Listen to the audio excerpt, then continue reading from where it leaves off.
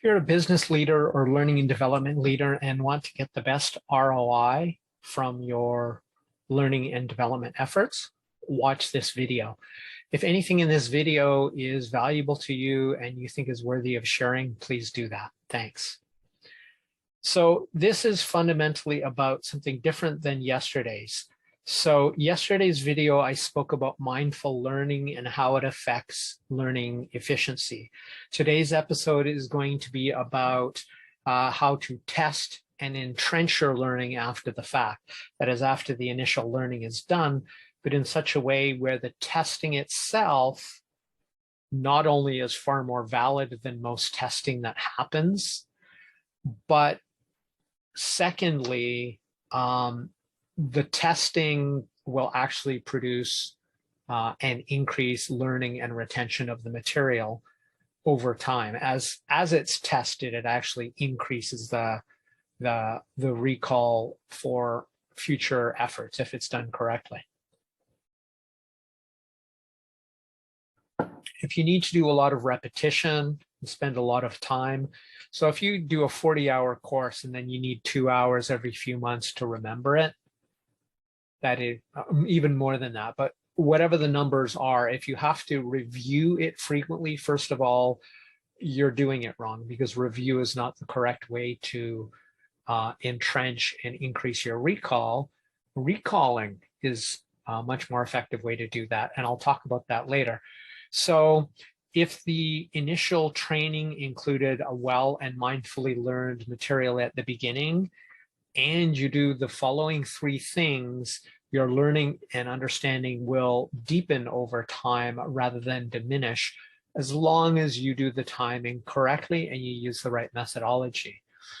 And maintaining that knowledge long-term should take a minimum amount of time, because after all, it has been entrenched and established via the approach you take, or via the approach I'm going to talk about today, so that it lasts a long time. And this has not only been tested by many people, it's been tested by myself, as well as much research to support that this works. I care less about the research than my own testing, in terms of, if it doesn't work for me, I wouldn't share it with you. So the first one is pretty simple, and it's also a famous Japanese proverb, and that says, to teach is to learn. So if you learn something new, one of the best ways to establish, to entrench, to deepen that learning and your memory is to recall, not just read it out of the book, but recall from your brain and teach it to someone else. Now, if you do it immediately, that's just repetition. That is not what I'm talking about here. There has to be a desirable period of time for a certain desirable amount of forgetting to occur, so that there's struggle, but not too much struggle, for you to actually recall the information. If it's too far or too long and you forget it all, well, then that's too far. The more you have to struggle yet can accurately recall and teach the information, the better. So there's a Goldilocks zone, and that will depend on the subject matter, the complexity, the volume of information, and you as an individual. But if you can't do that, if that's too much of a sort of sketchy way for you to do it, you can just use the default, and the default's pretty simple. Either you teach somebody, say, an hour or more later, the same day you learned it, or the next day. Then a week later, you teach someone else, new and different, the same material. And you teach a third person about a month out. Now, when you're doing this, the goal is to teach them, not review your notes and then go teach them, but to try to actually do as best as you can to recall rather than review that material, because it isn't so much for their benefit than it is for yours, but it should benefit them.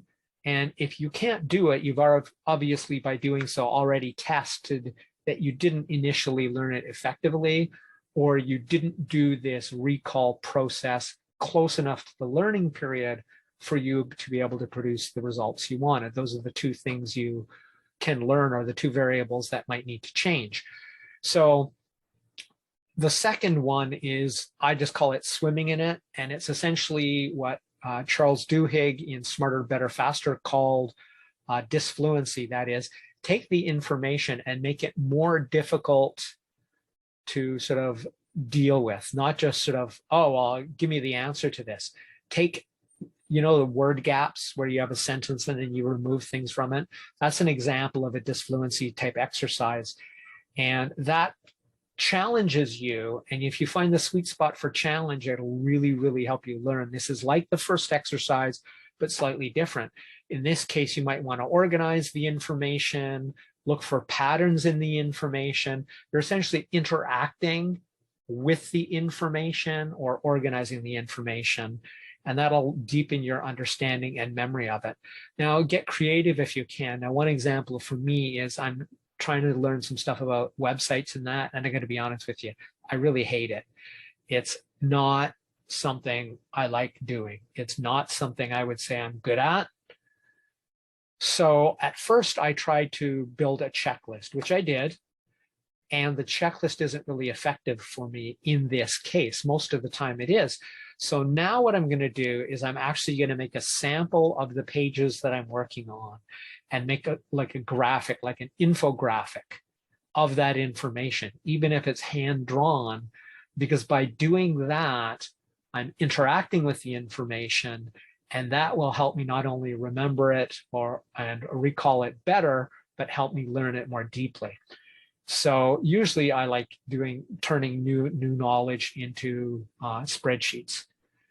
This time, for whatever reason, maybe it's because I'm weak on the website thing, didn't work. So the third one is the one that everybody already knows, but very few people actually do, and that is apply it. You learn by doing, so you learn something, now go do it. Nothing works better than actually taking the information and using it to do what that information was, what its purpose actually was, right? You learned it for a reason, now go do that thing. Now, obviously, if this is mission critical, life critical, you can consider this practice, but do it as though it is the real thing, or just do the real thing knowing there's some probability of error in it because you're doing it for the first time, and that's totally okay. The act of actually applying it is what matters here in terms of establishing and entrenching those memories, because that effort is all about that myelination. It's all about those, the neuroplasticity that I've talked about in other episodes. So what you have to understand is, just like with teaching, this isn't regurgitation. You're not just rote memorizing. You're taking this information, and like the second activity, the swimming in it, so you're basically recalling it and swimming in it, and then you're actually applying it in a real world situation. So an example of this would be, I created a mindset for my students, and the mindset is that babies, if they had the same learning attitude as adults, our whole society would crawl. An adult gets upset if they don't learn something on the first try. Babies fall down 20, 50, 100 times, I don't know how much, but they have a growth mindset. We only lose as adults because we're smart and we know how to do it, but we don't. Okay, so I have just enough time. I'm going to include 2 bonuses. There's more. And one of it is a mindset that I've used with my students and with myself. And this is so fundamental, just looking at learning in a different way. And that is, understand, don't memorize. If you understand something, you don't have to memorize it. Memorizing, by and large, is garbage. The reason is, if you don't have associative hooks, it just falls out. You have a memory system, great. You got to look it up in your memory system every time. You don't remember it, or you've memorized it, but you don't understand it. So let me give you an example of this. In Japanese, the word for monkey is saru. I don't have to study that word. I know what a monkey is. Therefore, I know what saru is. And by hooking it to the real meaning of the creature, rather than just memorizing it side by side with the English word, It is meaningful and will be meaningful forever. I do not have to rehearse that, review that, or recall that. I simply know that. Same thing for you. If you understand what something means, then you don't have to memorize what something means. So the next one I'm going to talk about is something called SRS, and I'm already over time, so I'm going to be very brief about this. It's a spaced repetition system. So fundamentally what you do, and I'll put a link, I recommend it as your next video to watch, called 2 learning mastery techniques. One is about the swimming in it, and the other one's about the SRS.